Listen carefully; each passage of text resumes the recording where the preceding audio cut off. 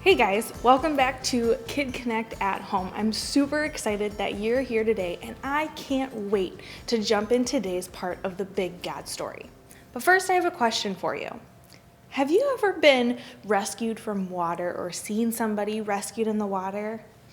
I haven't had to be rescued, but that's why we wear things like this, a life jacket, or use a life preserver to help keep us safe when we're in the water. In the Big God story today, we're going to hear about how God rescued 3 of his people from danger. Are you ready? Let's get to it. So last time we heard in the Big God story about King Josiah, who followed God with his whole heart.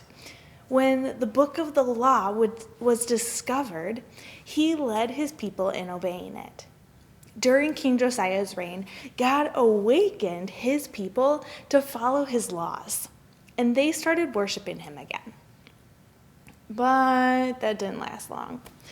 When a new king led Israel, the people again stopped following the one true God and started worshiping their false gods again. So God allowed their enemies, the Babylonians, to take over their land. The Babylonians took some of the Israelites to Babylon as captives. Our story today is about 4 of those captives. I think you've probably heard of them. We know them as Daniel, Shadrach, Meshach, and Abednego. These young men were handsome, they were smart, and they had really good manners. They were chosen to serve the king of Babylon, whose name was Nebuchadnezzar. That's a long name. Can you say that with me? Nebuchadnezzar. These men learned the Babylonian language and learned how the Babylonians lived. God blessed these 4 men with amazing knowledge and wisdom. But there was a major problem. The people of Babylon worshipped false gods instead of the one true God. Shadrach, Meshach, and Abednego were determined to serve God and only God. They wouldn't worship any false gods, no matter what. But to obey God, they were going to have to disobey the king. But these men weren't afraid because they knew that God rescues. So one day, King Nebuchadnezzar ordered a huge statue to be made. Close your eyes and imagine. A huge statue covered in gold, about as tall as a building with 9 floors. That's bigger than your house. This statue was created for the people to bow down and worship. Let's read in Daniel chapter 3 and hear what happened. Then the herald loudly proclaimed, "Nations and people of every language, this is what you are commanded to do. As soon as you hear the sound of the horn, flute, zither, lyre, harp, pipe, and all kinds of music, you must fall down and worship the image of gold that King Nebuchadnezzar has set up. Whoever does not fall down and worship will immediately be thrown into a blazing furnace." This king was asking everyone, including Shadrach, Meshach, and Abednego, to worship the statue as if it were God. What do you think these 3 men chose to do? Remember, they were determined to worship only God, no matter what. They weren't going to disobey God's law. So they chose to serve the one true God who rescues by not following the king's law and bowing down to this statue. But there were some people that were keeping their eyes on these 3 guys.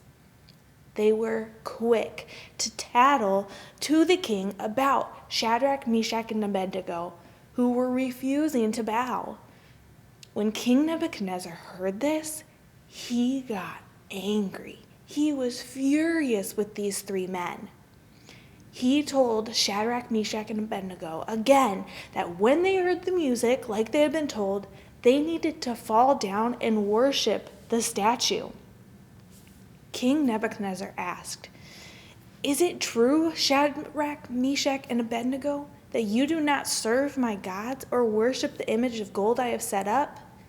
Now, when you hear the sound of the horn, flute, zither, lyre, harp, pipe, and all kinds of music, if you are ready to fall down and worship the image I made, very good.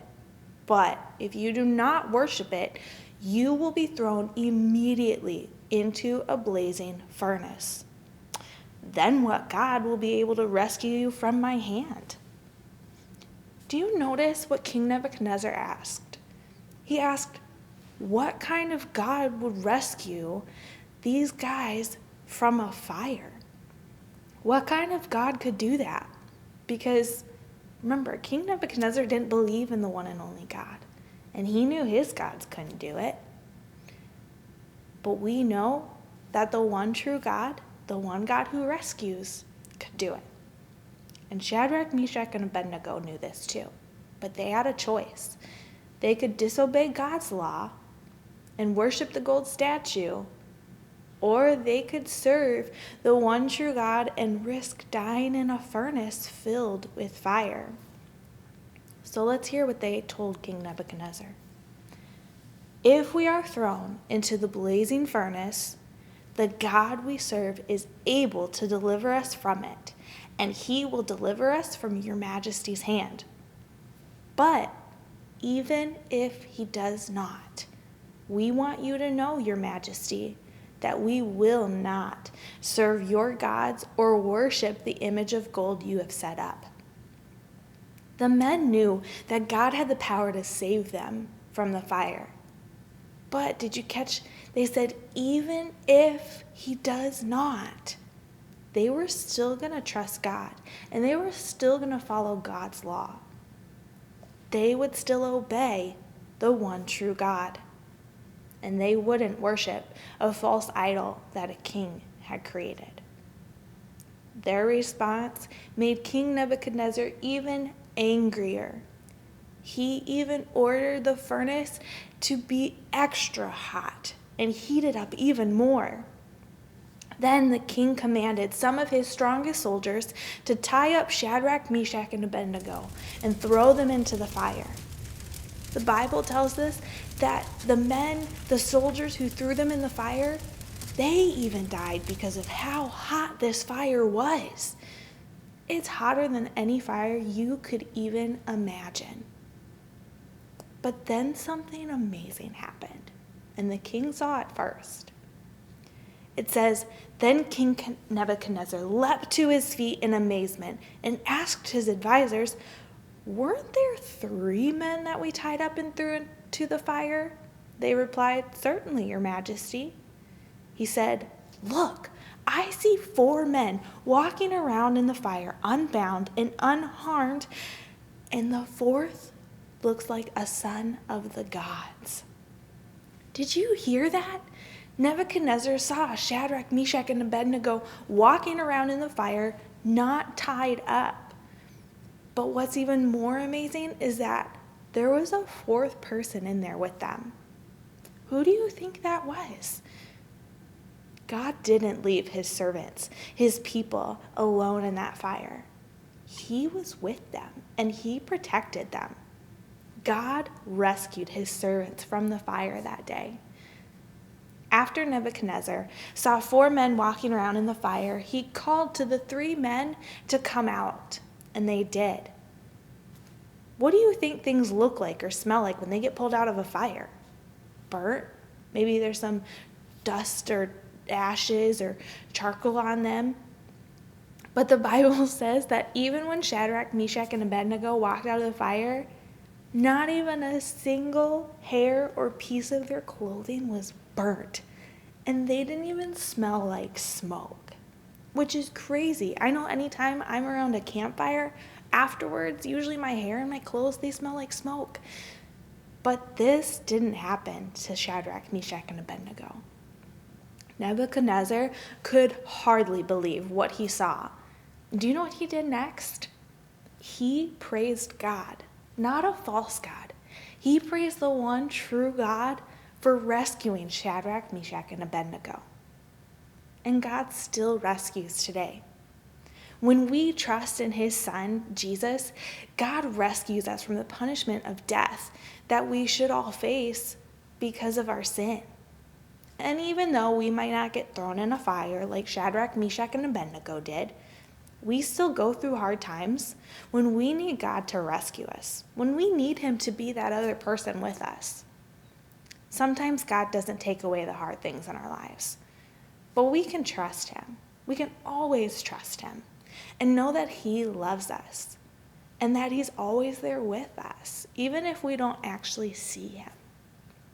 We can pray, like these 3 men did, that even if God doesn't take away the hard things, we will still trust and follow him. Remember, they said, even if God doesn't save us, we're not going to bow down to your idol. We're not going to turn our backs on God. God comforts his people, and he is always with us because he is the one true God. And you know what that makes me think of? That makes me think of our remember verse. So let's say it together before we go. Jesus answered, "It is written, worship the Lord your God and serve him only." Luke 4:8. So I hope you guys have a great week, and I will see you next time.